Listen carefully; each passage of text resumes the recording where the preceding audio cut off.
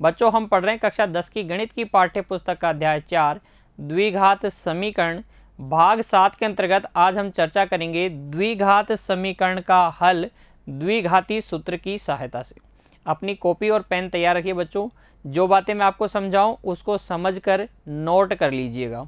देखिए, माना ax² plus bx plus c बराबर 0 एक द्विघात समीकरण है, तब इस द्विघात समीकरण के हल द्विघाती सूत्र की सहायता से ज्ञात कर सकते हैं। एक सूत्र है जिसका नाम है द्विघाती सूत्र, उसकी सहायता से हम इस प्रकार के समीकरण ax² plus bx plus c बराबर 0 अर्थात द्विघात समीकरण का हल ज्ञात कर सकते हैं। इस द्विघाती सूत्र की उत्पत्ति कहाँ से हुई, पहले हम उसको समझते हैं और उसके बाद उदाहरणों की सहायता से हम समझेंगे कि किस प्रकार इस सूत्र का प्रयोग किया जाता है। देखिए, हम जानते हैं कि कोई भी समीकरण जो ax² plus bx plus c बराबर 0 जहाँ a नॉट इक्वल टू 0 हो, a b c वास्तविक संख्याएं हों, क्या कहलाता है, द्विघात समीकरण कहलाता है। इसका हल ज्ञात करेंगे हम द्विघाती सूत्र की सहायता से, और मैं आपको बता रहा हूं कि किस प्रकार से हम द्विघाती सूत्र की उत्पत्ति करते हैं। बच्चों, पहले ही मैंने आपको बताया है पूर्ण वर्ग विधि, उस विधि से हम पहले क्या करेंगे, मानक रूप में द्विघात समीकरण का हल ज्ञात करेंगे। वो जो हल आपको प्राप्त होगा वहाँ से आपको x के मान के लिए एक सूत्र प्राप्त होगा जिसे हम कहते हैं द्विघाती सूत्र। देखिए, पूर्ण वर्ग विधि में हम क्या करेंगे, सबसे पहले x² के गुणांक का भाग लगाते हैं, तो भाग लगा दीजिए।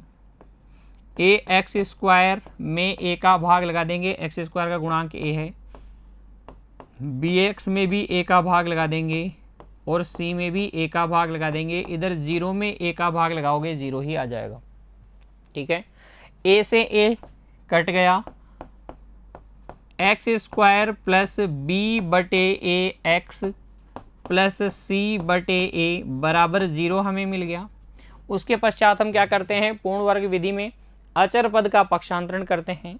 तो जब आप अचर पद का पक्षांतरण करोगे तो ये हो जाएगा x² प्लस b बटे a x बराबर माइनस c बटे a, क्या आ जाएगा, माइनस c बटे a।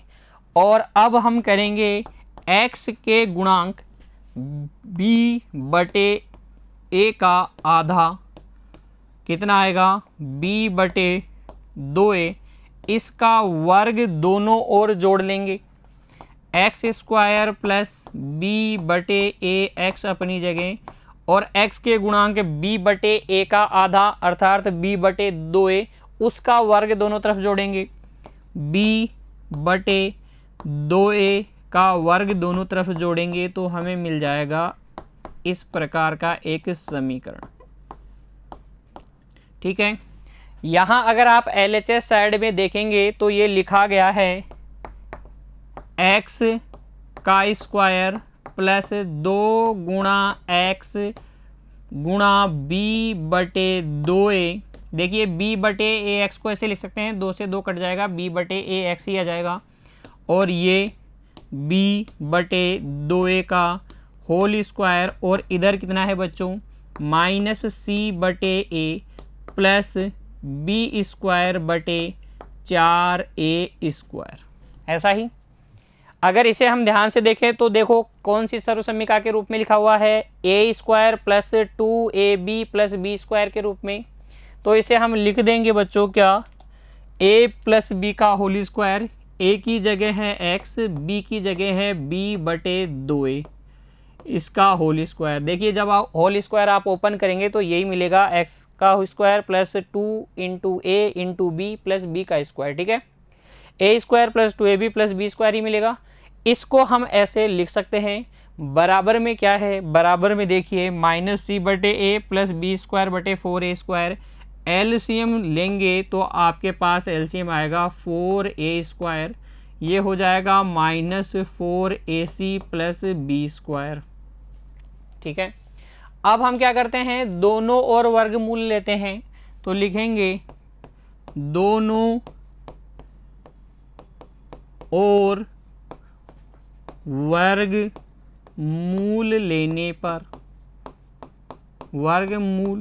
लेने पर इधर तो हमारे पास आएगा x प्लस बी बटे 2a और इधर आ जाएगा plus minus under root b square पहले लिख देता हूँ, माइनस के 4ac को बाद में लिख देता हूँ, बटे में 4a स्क्वायर है।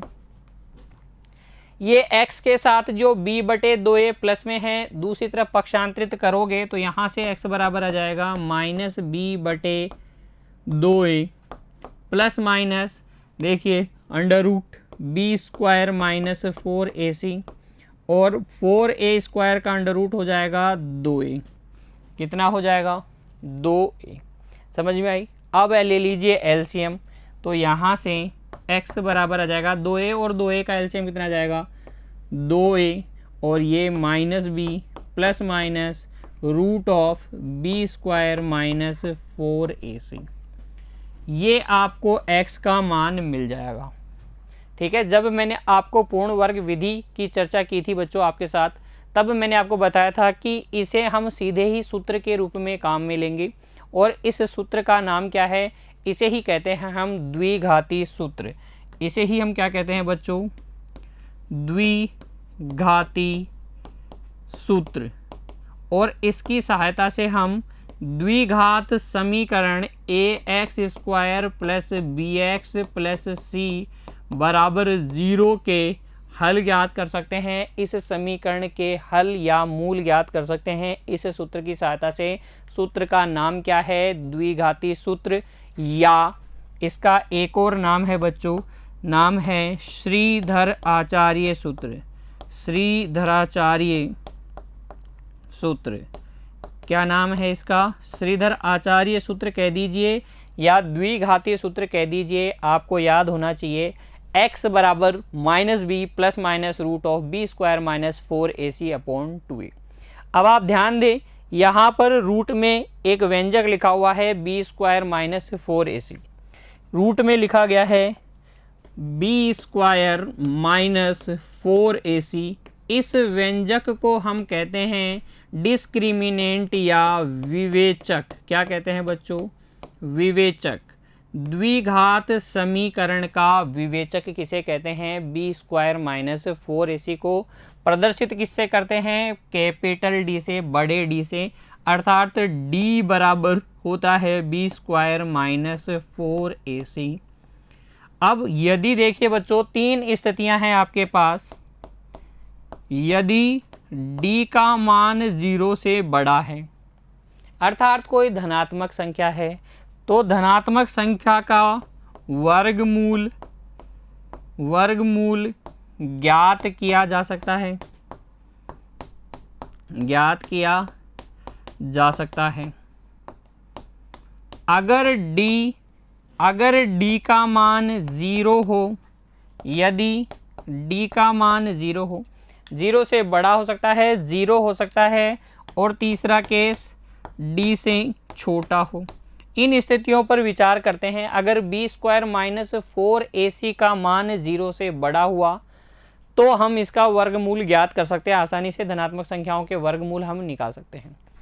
अगर d का मान 0 हुआ तो 0 का वर्गमूल तो 0 ही होता है, तो रूट 0 भी ज्ञात किया जा सकता है, ज्ञात किया जा सकता है। ठीक है, लेकिन बच्चों अगर इस d का मान नेगेटिव रहा, तब देखिए आप बोल रहे हैं बी स्क्वायर माइनस 4ac क्या है, 0 से छोटा है।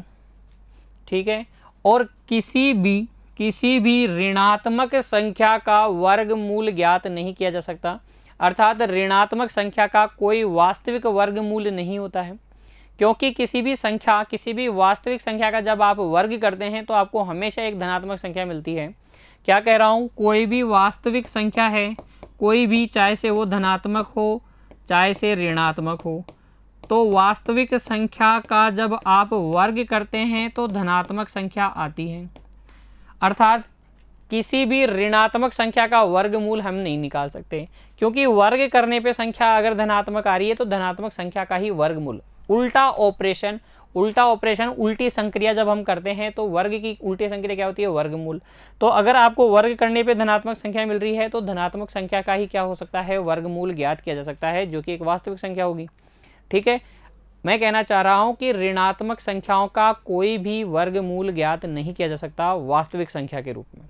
हालांकि कक्षा 11 में हम पढ़ेंगे, जब सम्मिश्र संख्याएं पढ़ेंगे तो ऋणात्मक संख्याओं के वर्गमूल भी हम ज्ञात करेंगे काल्पनिक संख्याओं के रूप में। यहाँ कक्षा 10 में हम क्या कहेंगे कि अगर d का मान नेगेटिव है तो उसका वर्गमूल ज्ञात नहीं किया जा सकता, अर्थात उसका कोई वास्तविक वर्गमूल नहीं होता है। इसलिए यहाँ d लेस देन 0 के केस में मैं कहूँगा वर्गमूल वास्तविक संख्या के रूप में, वास्तविक संख्या के रूप में विद्यमान नहीं होगा, विद्यमान नहीं होगा। अब ध्यान दीजिए, अगर d लेस देन 0 हुआ तो ये रूट वाला जो व्यंजक है, ये रूट में जो संख्या आएगी वो आप ज्ञात नहीं कर पाएंगे, उसका कोई वास्तविक मान नहीं होगा, वास्तविक संख्या नहीं होगी। तो हम कहेंगे कि x के वास्तविक हल विद्यमान नहीं है। क्या कहेंगे बच्चों, x के वास्तविक हल विद्यमान नहीं है।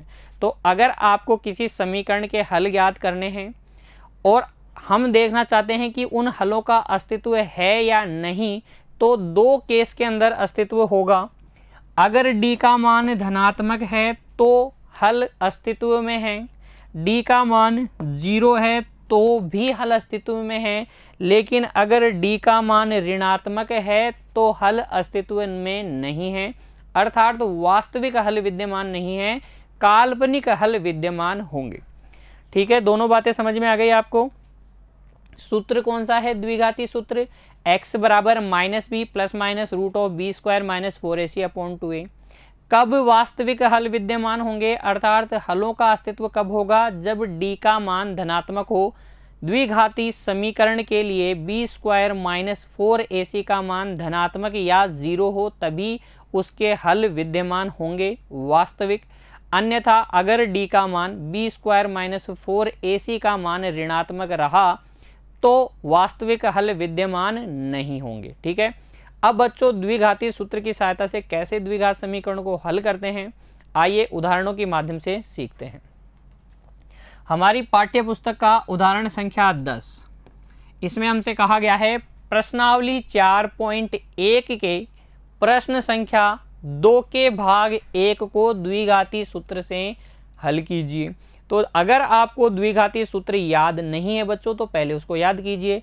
द्विघाती सूत्र क्या है, x बराबर -b plus minus root of b square minus 4ac upon 2a। बिल्कुल सुर में याद कर लीजिए, x बराबर -b plus minus root of b square minus 4ac upon 2a। इस तरीके से आप एक दो बार बोलेंगे तो आपको याद हो जाएगा। अच्छा, इंपॉर्टेंट बात एक और सुनिए, अगर आपको इस सूत्र का प्रयोग करना है तो आपके पास होने चाहिए a b c। कहाँ से आएंगे a b c, बिल्कुल जो द्विघाती समीकरण है हमारे पास ax square plus bx plus c बराबर 0, यहाँ से हम लाएंगे a b और c के मान। a क्या है, x स्क्वायर का गुणांक, b क्या है, x का गुणांक, c क्या है, अचर पद। इनमें से b और c के मान 0 हो सकते हैं, लेकिन a का मान कभी भी 0 नहीं होता है। इतनी बातें अगर आपको याद है तो आइए हल करते हैं उदाहरण संख्या 10 को, अर्थात प्रश्न संख्या 2 के भाग 1 में, प्रश्नावली 4.1 की प्रश्न संख्या 2 के भाग 1 को हल हमें करना है द्विघाती सूत्र की सहायता से। देखिए, प्रश्न संख्या 2 में हमसे कहा गया था निम्न स्थितियों को द्विघात समीकरणों के रूप में निरूपित कीजिए। जब हमने 4.1 हल की थी तो मैंने निरूपित करके दिखाया था। आइए एक बार फिर से द्विघाती समीकरण के रूप में इसको निरूपित करते हैं और फिर द्विघाती सूत्र की सहायता से हम क्या करेंगे, हल ज्ञात करेंगे। पढ़ते हैं, इसको ध्यान से पढ़ेंगे बच्चों। एक आयताकार भूखंड का क्षेत्रफल 528 मीटर स्क्वायर है। क्षेत्र की लंबाई मीटर के अंदर चौड़ाई के दुगने से 1 अधिक है। हमें भूखंड की लंबाई और चौड़ाई ज्ञात करनी है। तो एक आयताकार भूखंड है इस तरीके का, इसकी जो चौड़ाई है, जो जितनी भी चौड़ाई है उसके दुगने से 1 अधिक क्या है, लंबाई। अगर मैं चौड़ाई को कहूँ x मीटर तो लंबाई क्या हो जाएगी, इसके दुगने से 1 अधिक, लंबाई क्या हो जाएगी 2x + 1 मीटर। तो हल में हम सबसे पहले लिखेंगे बच्चों, माना कि आयताकार भूखंड की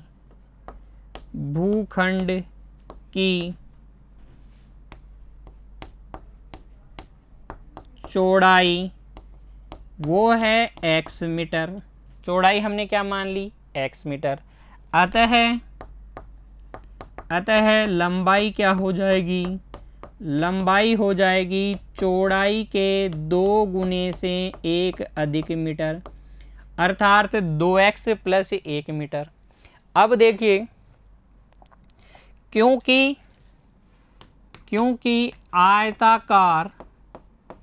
आयताकार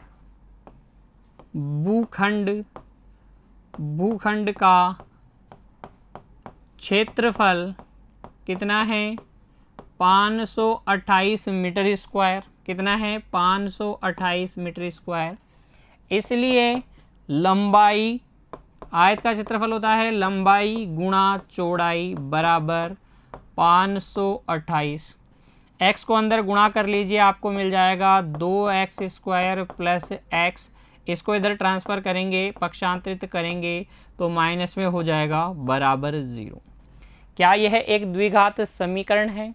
बिल्कुल, यह एक क्या है, द्विघात समीकरण है, जिसको हल करेंगे हम द्विघाती सूत्र की सहायता से। तो लिखेंगे बच्चों, ax² + bx + c बराबर 0 से तुलना करने पर a तो आपको मिल जाएगा 2, b आपको मिल जाएगा 1 तथा c मिल जाएगा माइनस में 528। ax² + bx + c बराबर 0 से तुलना करके a b c के मान निकाल लीजिए। फिर लिखिए, अब द्विघाती सूत्र से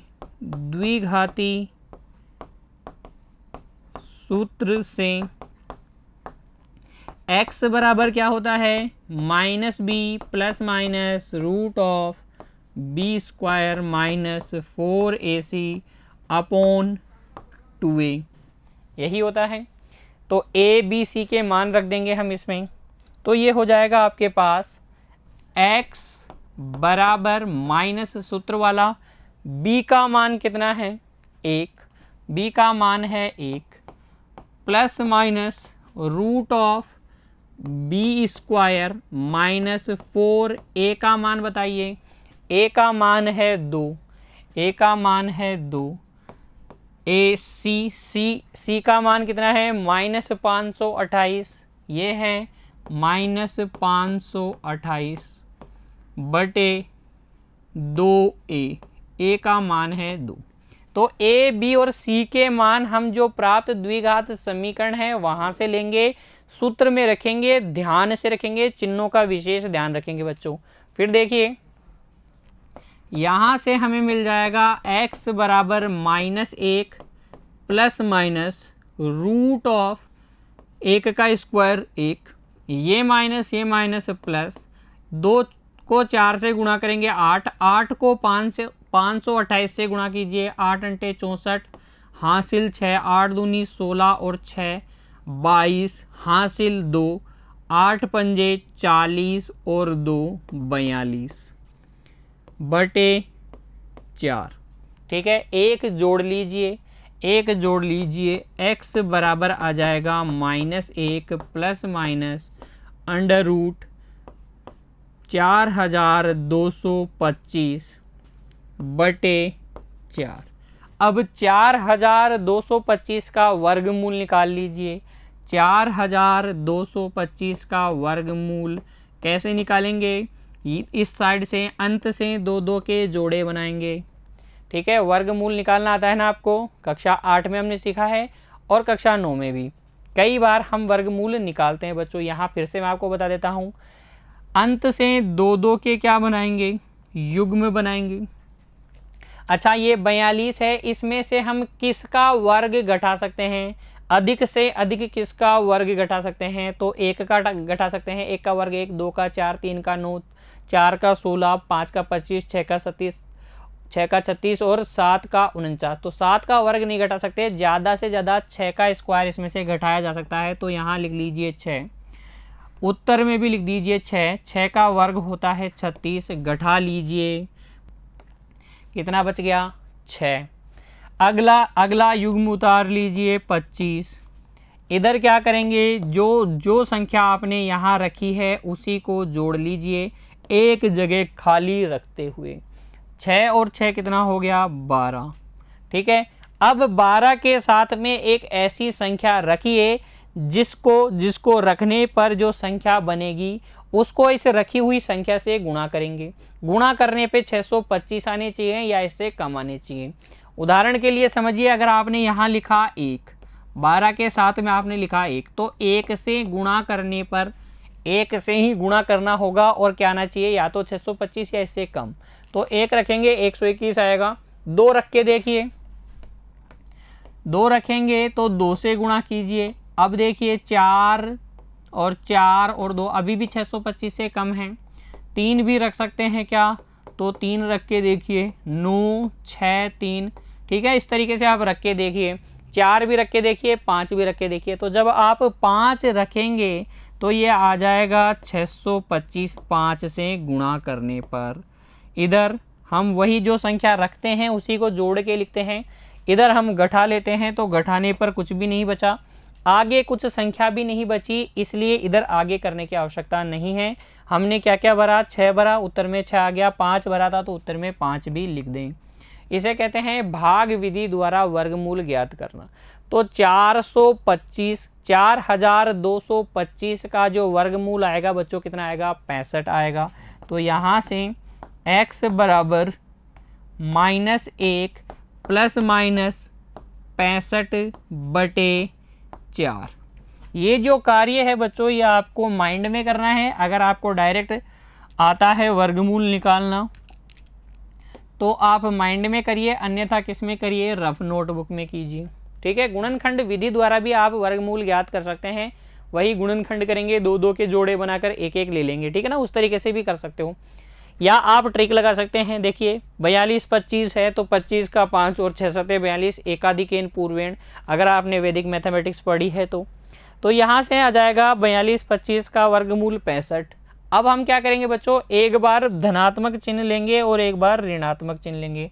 तो लिखेंगे धनात्मक चिन्ह लेने पर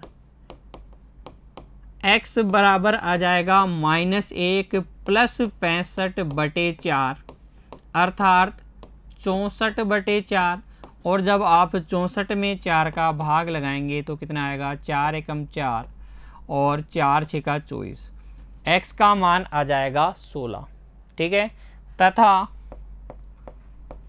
ऋणात्मक चिन्ह लेने पर x का मान आएगा -1 माइनस 65/4 अर्थात -66/4, जिसे हम कह सकते हैं -33/2। लेकिन क्योंकि x क्या है? x हमने माना था आयताकार भूखंड की चौड़ाई, आयताकार भूखंड की चौड़ाई है, अतः x का मान ऋणात्मक तो नहीं हो सकता। x क्या थी? इस आयताकार भूखंड की चौड़ाई हमने मानी थी, तो चौड़ाई कभी भी नेगेटिव नहीं हो सकती। कोई भी जो दूरी होती है बच्चों, कोई भी जो लंबाई होती है कभी भी ऋणात्मक नहीं हो सकती। इसलिए हम यहाँ मना कर देंगे कि x का मान -33/2 नहीं है। अतः बच्चों x का मान क्या रहेगा, x का मान रहेगा 16। अर्थात हम कह सकते हैं कि जो भूखंड की चौड़ाई है वो है 16 मीटर तथा इसकी जो लंबाई है, आयताकार भूखंड की लंबाई, वो इसके दुगने से एक अधिक अर्थात 33 मीटर है। तो इस तरीके से आप लंबाई और चौड़ाई ज्ञात कर सकते हैं द्विघाती सूत्र की सहायता से। एक बार पुनः देखेंगे बच्चों उदाहरण को। देखिए हमसे कहा गया था आयताकार भूखंड का क्षेत्रफल 528 वर्ग मीटर है या मीटर स्क्वायर है। तो हमें पता है आयत का क्षेत्रफल होता है लंबाई गुणा चौड़ाई। फिर लंबाई और चौड़ाई में हमें एक संबंध दे रखा था, चौड़ाई के दुगने से एक अधिक लंबाई है। अगर आप चौड़ाई को x मानेंगे तो लंबाई 2x + 1 आएगी। इन दोनों का गुणनफल क्षेत्रफल के बराबर होगा। वहां से हमें एक द्विघात समीकरण मिल जाएगी। इस द्विघात समीकरण की हम मानक द्विघात समीकरण ax² + bx + c = 0 से तुलना करके abc के मान लिख लेंगे। फिर द्विघाती सूत्र का प्रयोग करेंगे। क्या है द्विघाती सूत्र, x = -b + -√b² - 4ac/2a। इसमें रखने के बाद abc के मान हमें मिल जाएगा x = -1 ± 65/4।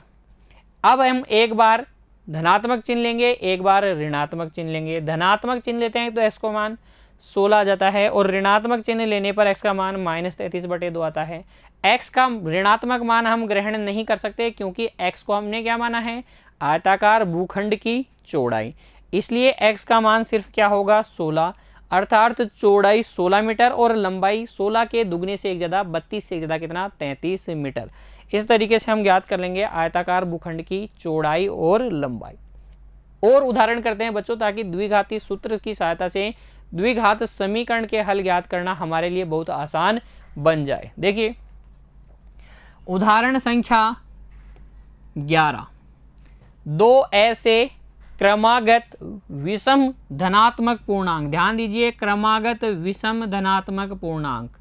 तो जब भी आपको विषम धनात्मक पूर्णांक ज्ञात करने हो क्रमागत, तो हम कैसे करते हैं। देखिए अगर मैं बोलूँ एक विषम धनात्मक पूर्णांक है 7, इसके अगले वाला क्या आएगा, आप कहेंगे सर 9। कैसे प्राप्त किया, बिल्कुल +2 करके। अगर एक धनात्मक विषम पूर्णांक x है तो इसके अगले वाला क्या हो जाएगा, x + 2 हो जाएगा। क्या कंसेप्ट समझ में आया। धनात्मक विषम पूर्णांक किस तरीके से मानेंगे, x और x + 2, x + 4, x + 6, इस तरीके से। हमें मानने हैं 2, तो हम मानेंगे x और x + 2। यहाँ तक की कहानी समझ में आई। तो ऐसे दो क्रमागत धनात्मक विषम पूर्णांक हमें ज्ञात करने हैं जिनके वर्गों का योग 290 हो। तो देखिए हल में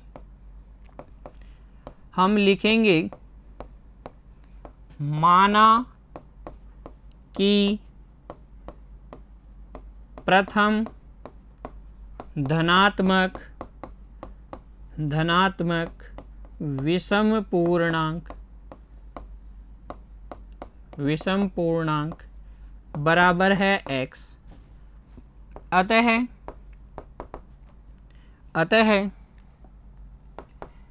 दूसरा क्रमागत विषम धनात्मक पूर्णांक वो क्या हो जाएगा, वो हो जाएगा इसमें 2 जोड़ने पर प्राप्त। एक x, अगला x + 2। अगर क्रमागत धनात्मक पूर्णांकों की बात होती बच्चों तो मैं क्या मानता, x और x + 1। लेकिन अगर सम धनात्मक पूर्णांक और विषम धनात्मक पूर्णांक की बात हो रही है तो आप मानेंगे x और x + 2, चाहे से सम धनात्मक पूर्णांक की बात हो चाहे से विषम की। फिर देखिए अब प्रश्नानुसार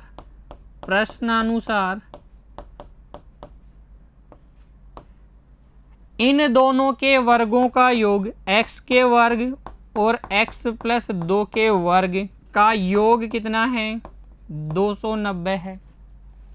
यहाँ से हमें मिल जाएगा एक्स स्क्वायर प्लस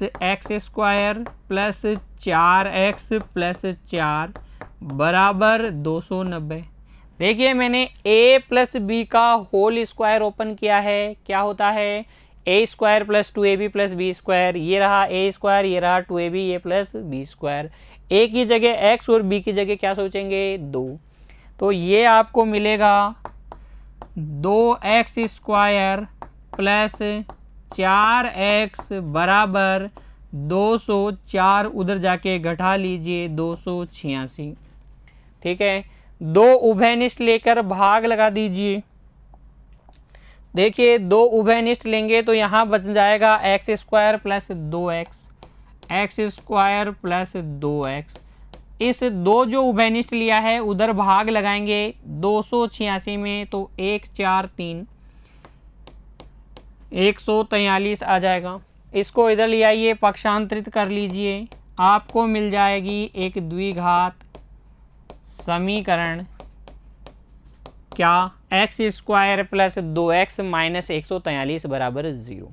हल करते हैं इसको द्विघाती सूत्र की सहायता से। उसके लिए चाहिए हमें a b c के मान, तो लिखेंगे यहाँ a बराबर 1, b बराबर 2 तथा c बराबर माइनस 143।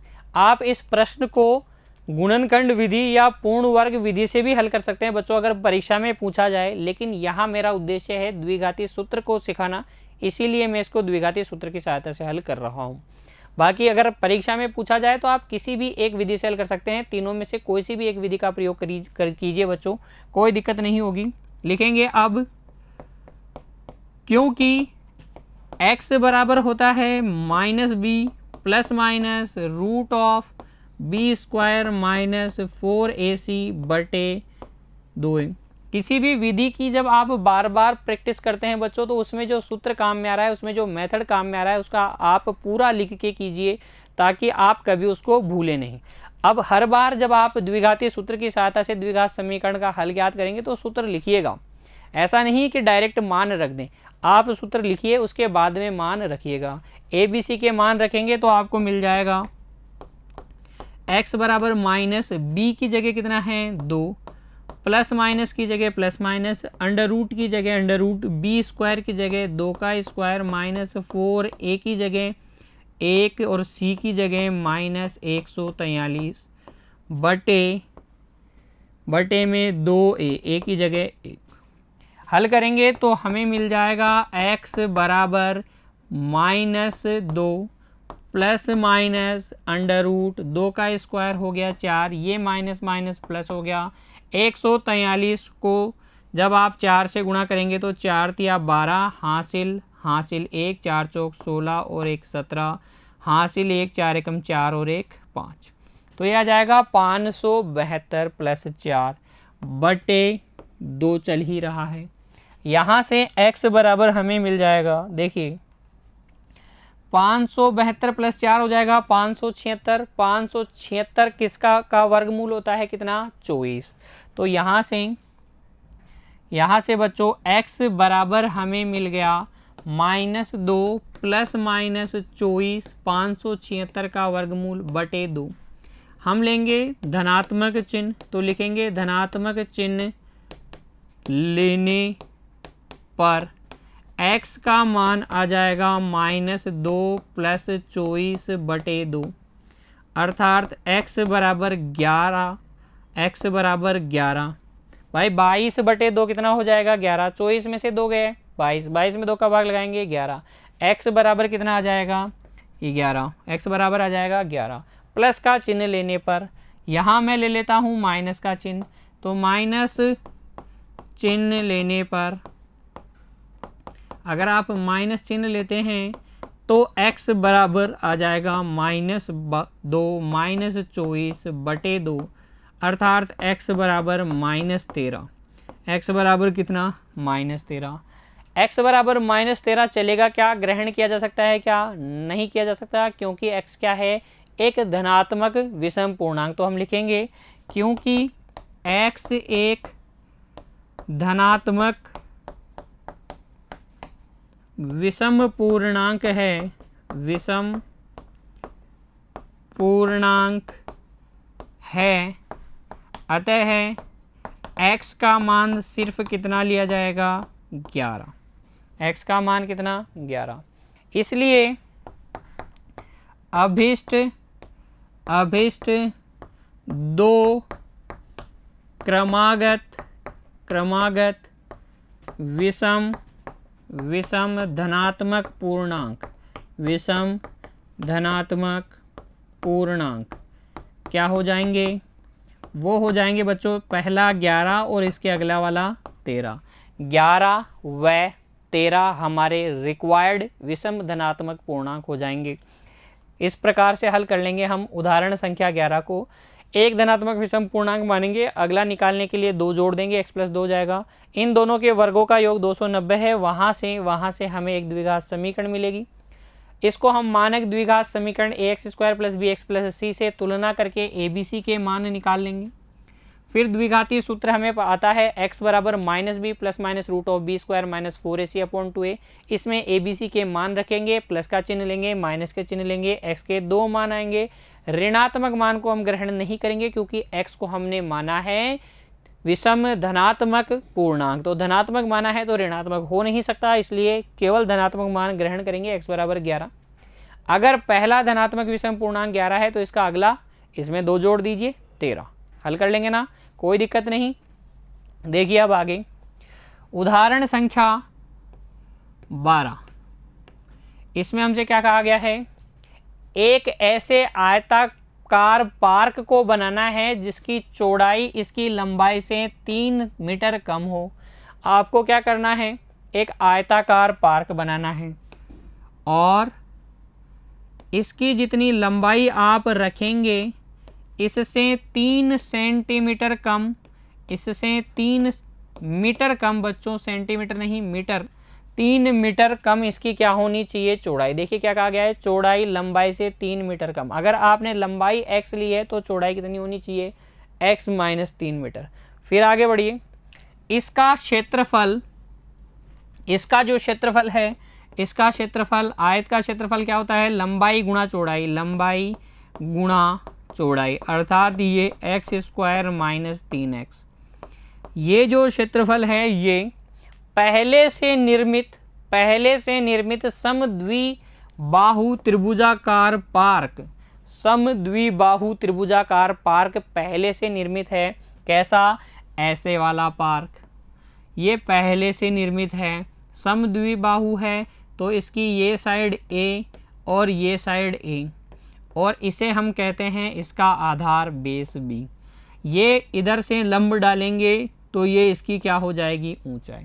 तो ऐसा पार्क पहले से निर्मित है जिसका आधार, ये आधार जो है, इस पार्क का आधार आयताकार पार्क की चौड़ाई के बराबर, ये आधार जो है इस आयताकार पार्क की चौड़ाई के बराबर है, अर्थात ये b जो है बराबर है x - 3 मीटर के। ठीक है, ये बात समझ में आई। 2 पार्क हैं, एक आपको बनाना है, एक पहले से बना हुआ है। जो पहले से बना हुआ है वो समद्विबाहु त्रिभुजाकार पार्क है, उसका जो आधार है कितना है, जितना इस आयताकार पार्क की चौड़ाई है, तथा ऊंचाई 12 मीटर है। इस त्रिभुजाकार पार्क की ऊंचाई 12 मीटर है। ठीक है, इससे 4 वर्ग मीटर अधिक है। इसका ये जो क्षेत्रफल है इसके क्षेत्रफल से 4 मीटर अधिक है। इसका क्षेत्रफल होता है 1/2 आधार गुणा ऊंचाई। इससे भी 4 मीटर अधिक कौन है, ये क्षेत्रफल है। समझ में आई कहानी। देखिए फिर आपको क्या करना है, इस आयताकार पार्क की लंबाई और चौड़ाई ज्ञात करनी है। अब पूरी कहानी को एक साथ समझते हैं। इस तरीके से एक समद्विबाहु त्रिभुजाकार पार्क पहले से बना हुआ है। आपको बनाना है एक आयताकार पार्क। उस आयताकार पार्क की जो चौड़ाई है वो उतनी ही होनी चाहिए जितनी इसका आधार है। तो यहाँ पर बना देता हूँ, ये लो आयताकार पार्क बना दिया, ठीक है। और इसकी लंबाई कितनी ली मैंने, x। जितनी इसकी लंबाई है उससे 3 मीटर कम इसकी क्या है, चौड़ाई। अर्थात इस त्रिभुजाकार पार्क का आधार कितना है, x माइनस 3 मीटर। इसकी ऊंचाई आपको कितनी दे रखी है, ऊंचाई आपको दे रखी है 12 मीटर। आपको ज्ञात करना है इस आयताकार मैदान की या पार्क की लंबाई और चौड़ाई। तो हल में हम क्या करेंगे, देखिए बच्चों, लिखेंगे सबसे पहले माना कि आयताकार पार्क की लंबाई बराबर x मीटर, अतः इसकी जो चौड़ाई होगी वो होगी x माइनस 3 मीटर, क्योंकि प्रश्न में हमसे कहा गया था कि चौड़ाई इसकी लंबाई से 3 मीटर कम है। तो हमने लिख दिया चौड़ाई होगी x माइनस 3 मीटर, तथा पहले से निर्मित त्रिभुजाकार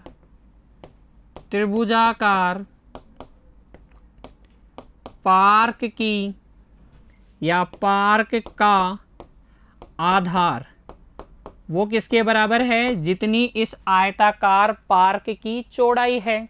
अर्थात ये हमारे पास है x माइनस 3 मीटर, ठीक है। क्योंकि त्रिभुज की ऊंचाई हमें दी गई है 12 मीटर, त्रिभुजाकार पार्क की ऊंचाई क्या कहेंगे बच्चों, त्रिभुजाकार पार्क की ऊंचाई लिखेंगे भी ऐसे ही, क्योंकि त्रिभुजाकार पार्क की ऊंचाई बराबर है 12 मीटर, इसलिए त्रिभुजाकार पार्क का क्षेत्रफल वो हो जाएगा 1/2 गुणा आधार गुणा ऊंचाई। क्यों, क्योंकि बच्चों आपको पता है त्रिभुज का क्षेत्रफल होता है 1/2 गुणा आधार गुणा ऊंचाई, ऐसा ही होता है। इसलिए इस त्रिभुजाकार पार्क का क्षेत्रफल ये हो जाएगा, 2 से काट दीजिए, 6 बार कट जाएगा 12, और ये आ जाएगा हमारे पास 6x माइनस 18 मीटर स्क्वायर। त्रिभुजाकार पार्क का क्षेत्रफल आ जाएगा 6x माइनस 18 मीटर स्क्वायर। फिर देखिए,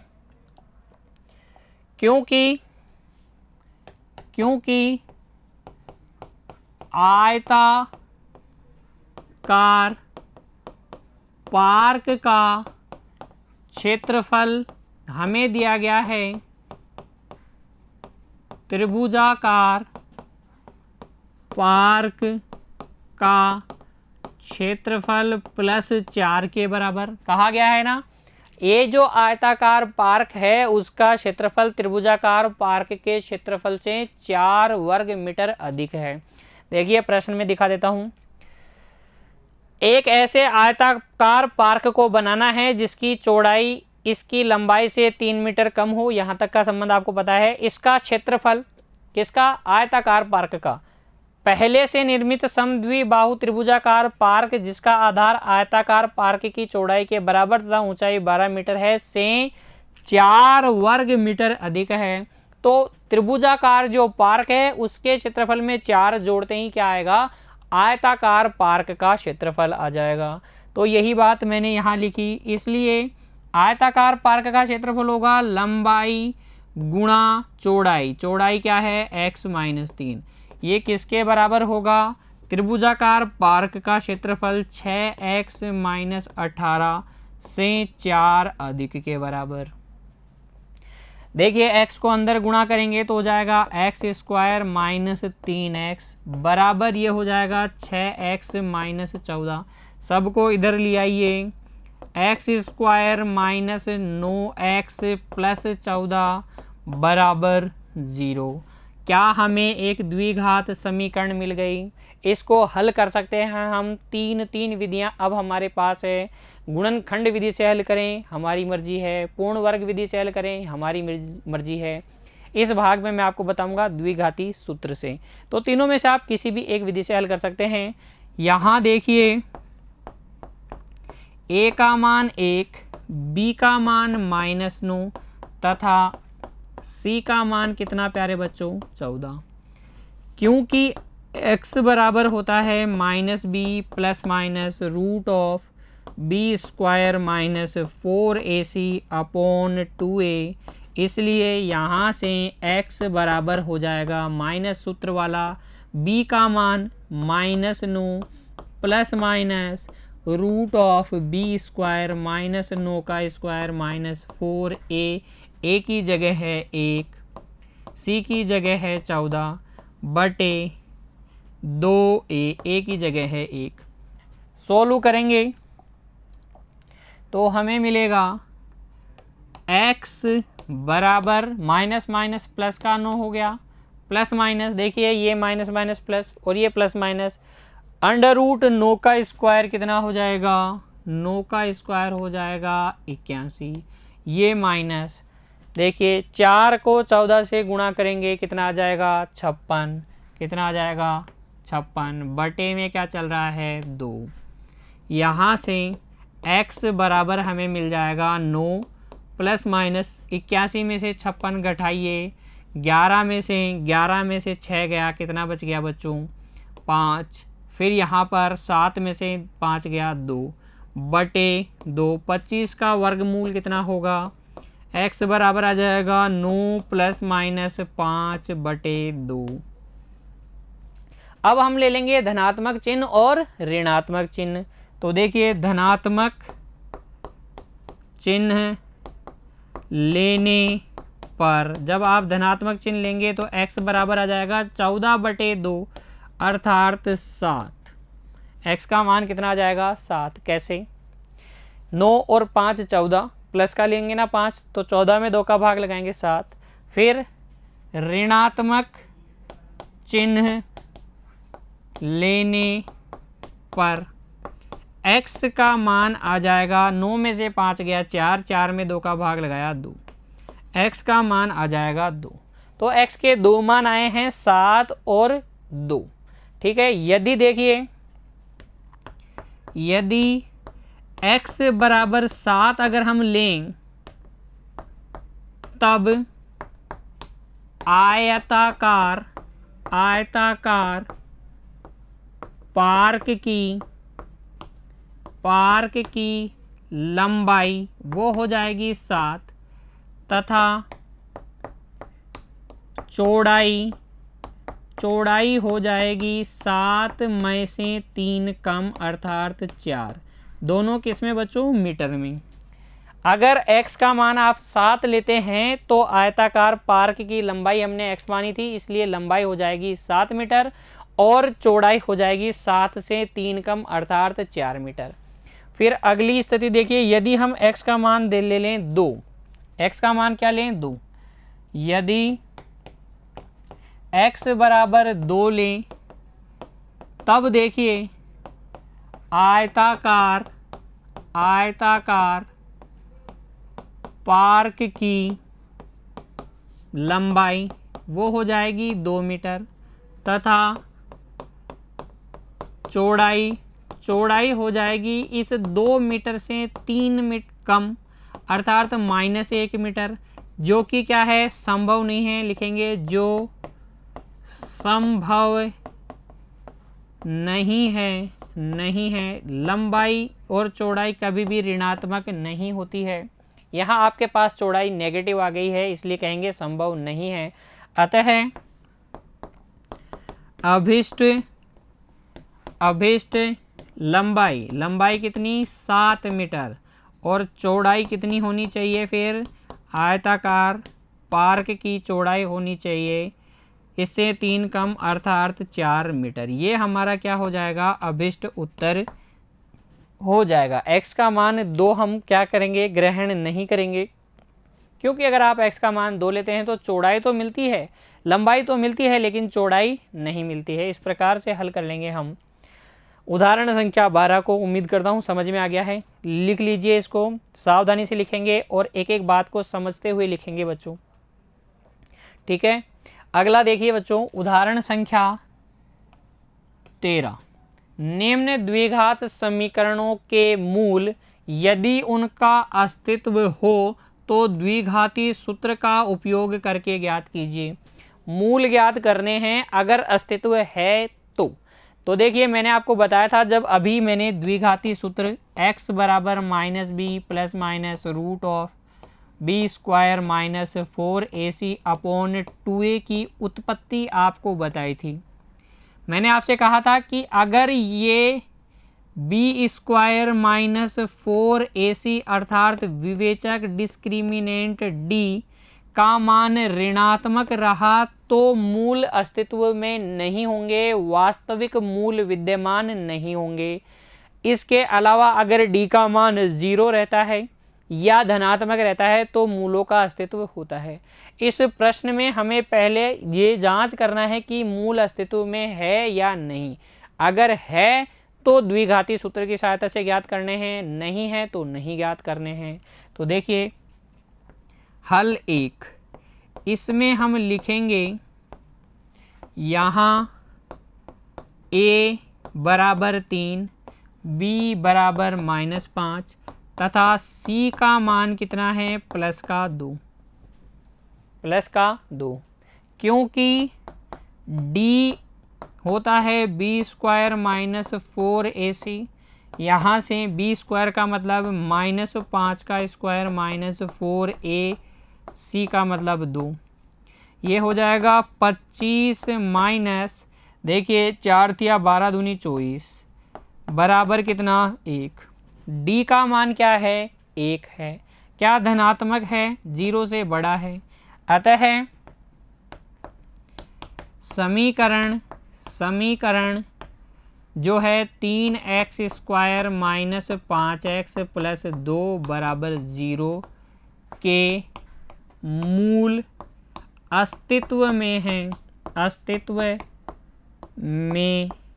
है, अर्थात x के ऐसे मान वास्तविक मान अस्तित्व में हैं जो इस समीकरण को संतुष्ट करते हैं। अब द्विघाती सूत्र की सहायता से हमें हल ज्ञात करना है, तो लिखेंगे अब क्योंकि x बराबर होता है minus b plus minus root of b square minus 4ac upon 2a, तो यहाँ से हमें मिल जाएगा x बराबर माइनस बी की जगह -5 plus minus root of b square minus 4ac की जगह 1। हमने पहले कैलकुलेट कर लिया ना, बी स्क्वायर माइनस 4ac कितना आया 1, तो इसकी जगह 1, ठीक है। तो माइनस बी की जगह -5 और बटे में 2a, a की जगह कितना है बच्चों, a की जगह है 3, तो ये हो जाएगा x बराबर प्लस का 5 माइनस प्लस माइनस 1/6, प्लस का चिन्ह लेने पर धनात्मक चिन्ह लेने पर x बराबर आ जाएगा 6/6, x बराबर 1।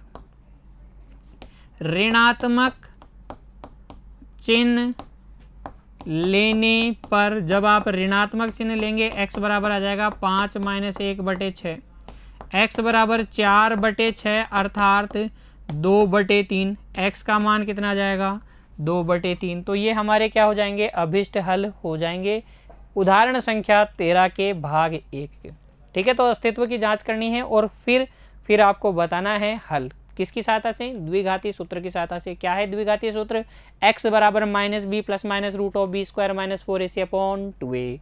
सुर में याद कर लेंगी। भाग 2 देखिए, हल 2,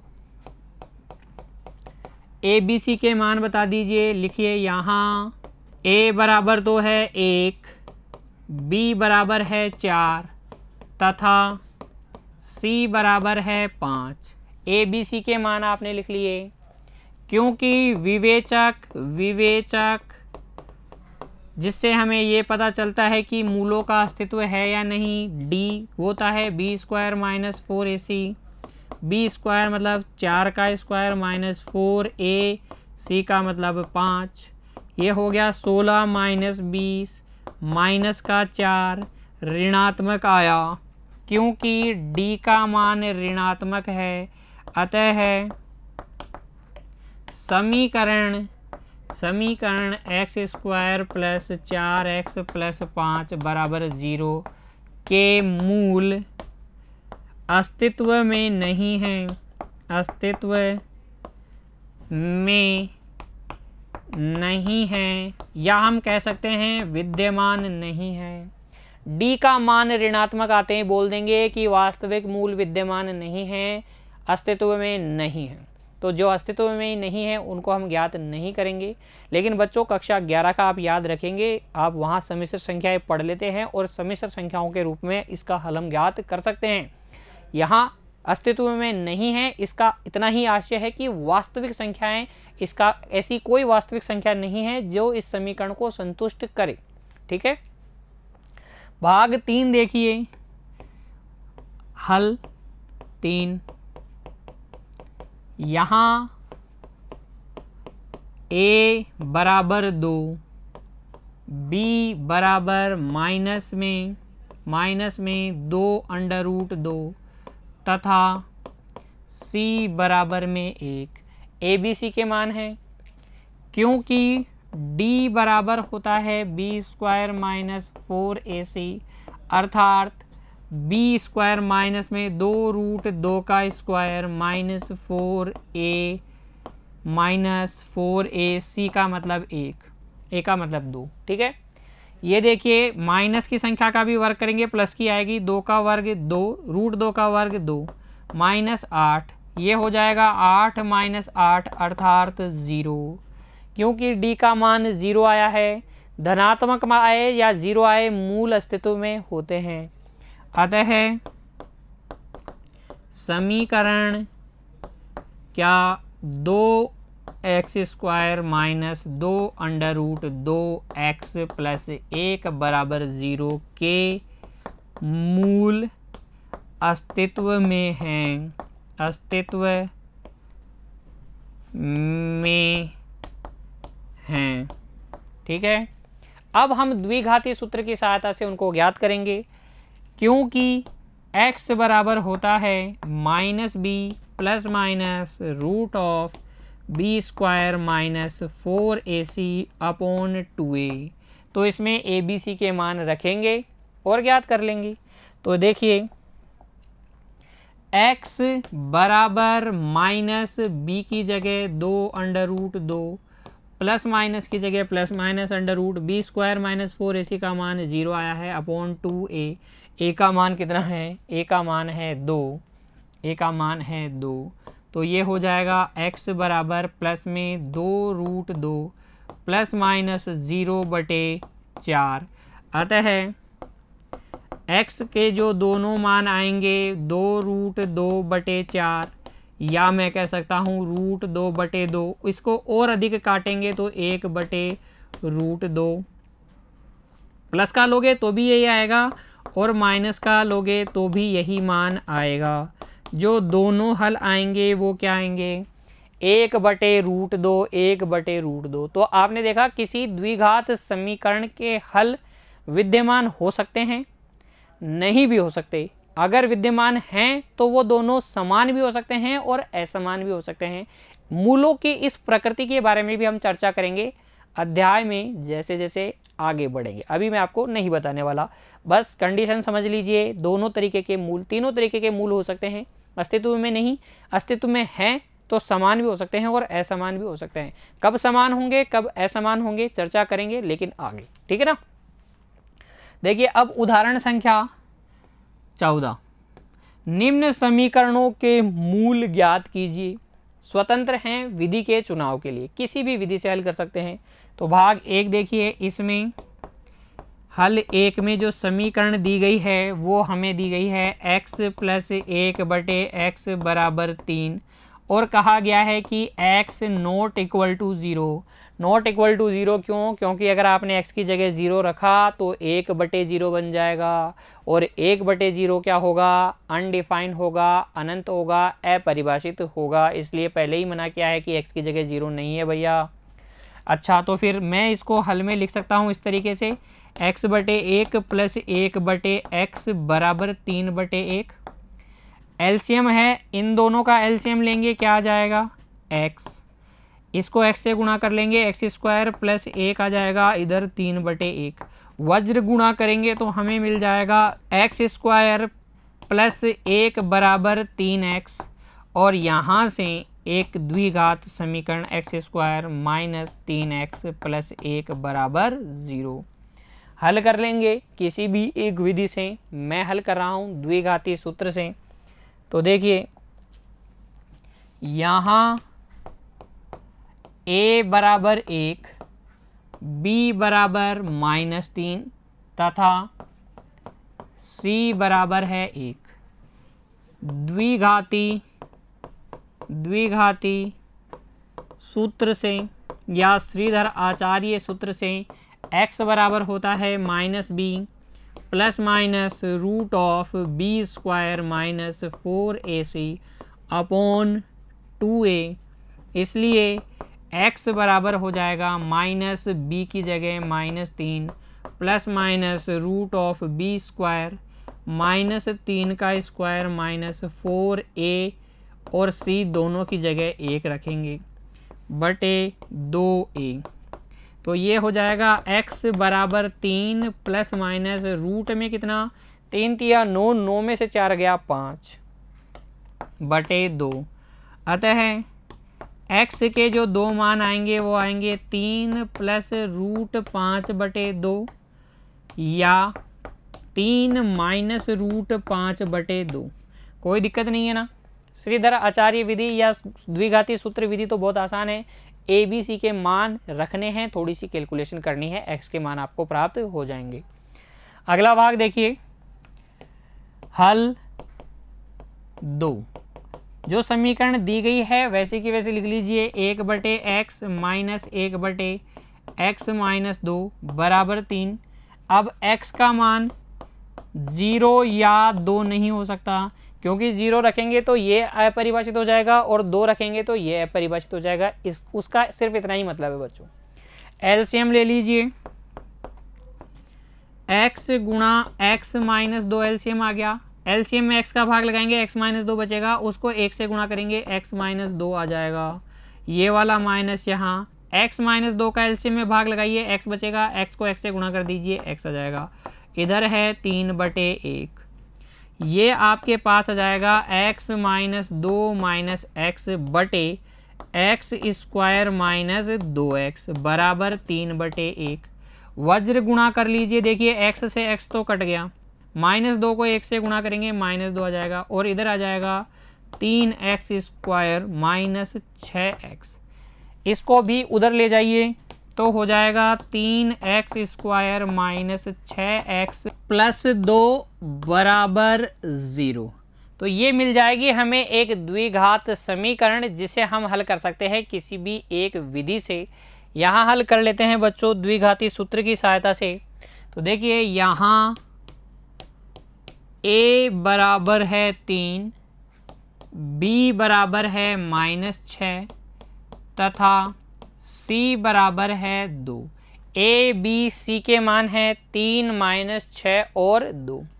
क्योंकि x बराबर होता है -b ±√b² - 4ac upon 2a। सो यहाँ से x बराबर हो जाएगा माइनस बी की जगह -6 plus minus root of b square -6 का स्क्वायर -4, ए की जगह कितना है 3, सी की जगह है 2 बटे 2a, ए की जगह कितना है बच्चों 3। ठीक है, तो हमें मिल जाएगा x बराबर 6 प्लस माइनस रूट में देखिए 36 माइनस 2, 4 तिया 12, 12 दूनी 24, 36 माइनस 24 कितना हो जाएगा 12 और बटे में 6। इसे हम लिख सकते हैं x बराबर 6 प्लस माइनस 12 का जब आप रूट निकालेंगे 12 को लिख सकते हैं 4 गुणा 3, 4 का रूट हो जाएगा 2, अंदर बच जाएगा 2 रूट 3 बटे में 6। 2 उभयनिष्ठ लेके काट दीजिए बच्चों, तो x बराबर आ जाएगा 3 प्लस माइनस रूट 3 बटे 3, या अगर आप रूट 3 भी उभयनिष्ठ लेके काटेंगे तो यहाँ आ जाएगा रूट 3 प्लस माइनस 1 बटे रूट 3। दोनों में से कोई भी रूप में आप उत्तर दे सकते हैं। इस तरीके से हल कर लेंगे इस प्रश्न को भी। देखते हैं अगला प्रश्न बच्चों, देखिए उदाहरण संख्या 15। इसमें हमसे क्या कहा गया है, एक मोटर बोट जिसकी स्थिर जल में चाल 18 किलोमीटर प्रति घंटा है, 24 किलोमीटर धारा के प्रतिकूल जाने में वही दूरी, यही 24 किलोमीटर दूरी धारा के अनुकूल जाने की अपेक्षा 1 घंटा अधिक लेती है। तो अगर 24 किलोमीटर धारा के अनुकूल चले मोटर बोट और 24 किलोमीटर धारा के प्रतिकूल चले तो दोनों का अंतर क्या आएगा, 1 घंटा। बताइए, सोचिए, अगर प्रतिकूल चलेगी तो अधिक समय लगेगा या अनुकूल चलेगी तो अधिक समय लगेगा। बिल्कुल, जब हम धारा के प्रतिकूल चलते हैं, जिधर पानी बह रहा होता है उसके अपोजिट डायरेक्शन में चलते हैं तो अधिक समय लगता है। इस प्रश्न को हल करते हैं। हमें ज्ञात करना है धारा की चाल। तो देखिए हल में लिखेंगे हम, माना कि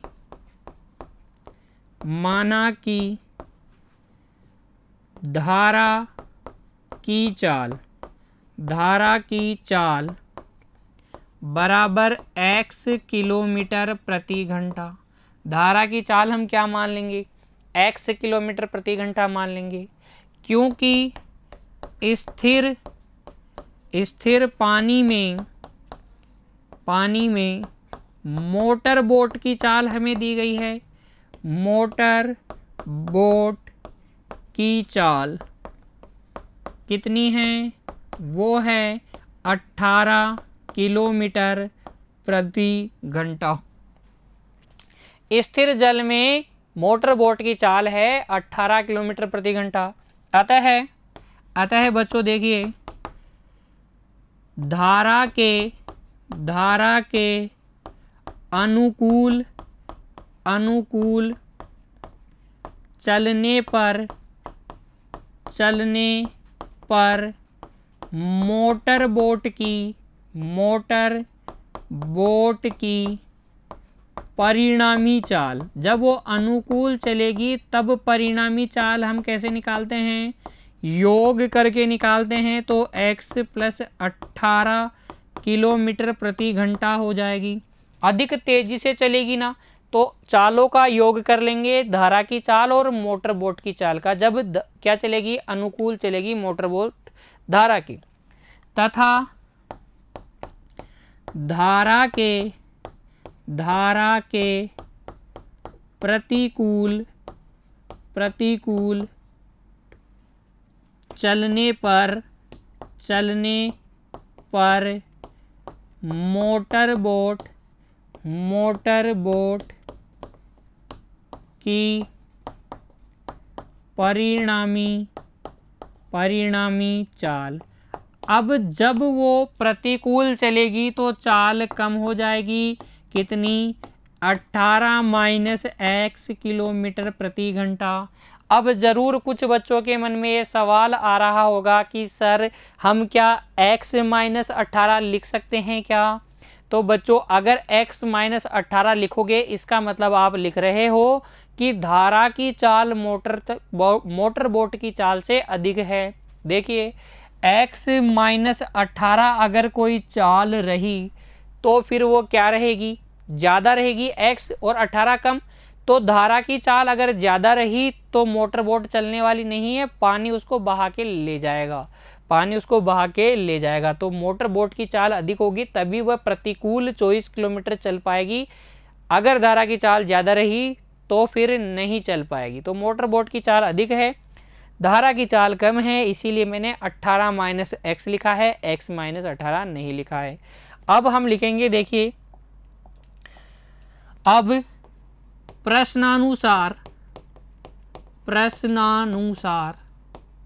प्रश्न के अनुसार हमें पता है क्योंकि 24 किलोमीटर धारा के प्रतिकूल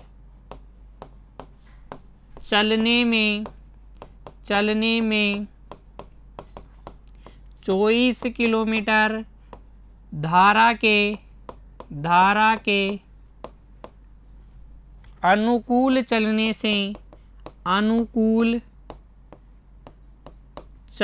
से 1 घंटा अधिक लगता है। अतः क्योंकि बच्चों समय बराबर होता है दूरी बटे चाल। क्योंकि समय बराबर क्या होता है, दूरी बटे चाल। तो अलग अलग समय निकाल लेंगे, अनुकूल चलने का समय और प्रतिकूल चलने का। ये हो गया प्रतिकूल चलने का समय 24 बटे प्रतिकूल चलने की चाल 18 माइनस एक्स। ये हो गया 24 किलोमीटर अनुकूल चलने में लगा समय, दोनों का अंतर है 1 के बराबर। परिणामी चाल का प्रयोग करेंगे, 18 का प्रयोग नहीं करेंगे। देखिए 24 बटे 18 माइनस एक्स प्रतिकूल चलने में लगा समय, 24 बटे 18 प्लस एक्स दूरी बटे चाल अनुकूल चलने में लगा समय, दोनों का अंतर 1 घंटे के बराबर। 24 उभयनिष्ठ ले लीजिए, ये बच जाएगा 1 बटे 18 माइनस एक्स माइनस 1 बटे 18 प्लस एक्स बराबर 1। एलसीएम ले लेंगे, ये हो गया 24, एलसीएम कितना 18 माइनस एक्स 18 प्लस एक्स बराबर में चल रहा है 1। इसका भाग लगाइए एलसीएम में, ये कट जाएगा, 18 प्लस एक्स आ जाएगा, जिसको 1 से गुणा कर लेंगे तो भी 18 प्लस एक्स आएगा। ये माइनस का चिन्ह, इसका भाग लगाइए, क्या आ जाएगा 18 माइनस एक्स। ठीक है, प्लस का 18 माइनस का 18 कैंसिल, ये माइनस माइनस प्लस हो जाएगा। x और x कितना 2x, 2x को 24 से गुणा करेंगे कितना आ जाएगा बच्चों 48x। और बटे में ध्यान से देखिए 18 माइनस एक्स 18 प्लस एक्स किससे शकल मिल रही है, a minus b a plus b से। a minus b a plus b क्या होता है, a square minus b square. तो ये हो जाएगा 18 का स्क्वायर माइनस एक्स स्क्वायर, 18 का स्क्वायर होता है 324 माइनस एक्स स्क्वायर बराबर 1। और हमें मिल जाएगा 48x बराबर 324 माइनस एक्स स्क्वायर। सबको इधर ले आइए, ये हो जाएगा x square plus 48x minus 324 बराबर 0। द्विघात समीकरण प्राप्त हो गई। अब हल करने में कोई दिक्कत नहीं है, तीन विधियां हैं, किसी भी एक विधि का प्रयोग करके हम इसको हल कर सकते हैं। तो देखिए द्विघाती सूत्र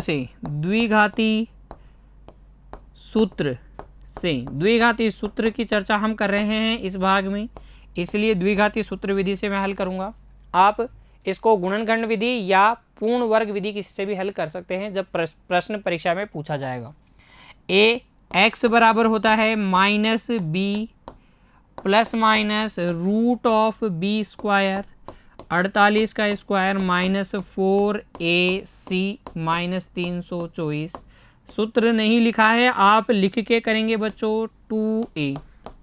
ठीक है, तो यहाँ से x बराबर हो जाएगा माइनस 48 प्लस माइनस रूट में 48 का स्क्वायर हो जाएगा 2304 माइनस माइनस प्लस, ये हो जाएगा गुणा करेंगे तो ये हो जाएगा 1296 बटे 2।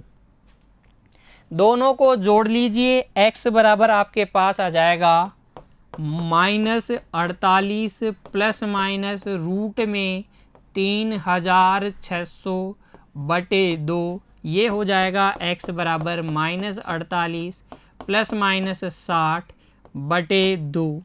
हम ले लेंगे धनात्मक चिन्ह और ऋणात्मक चिन्ह, तो लिखेंगे धनात्मक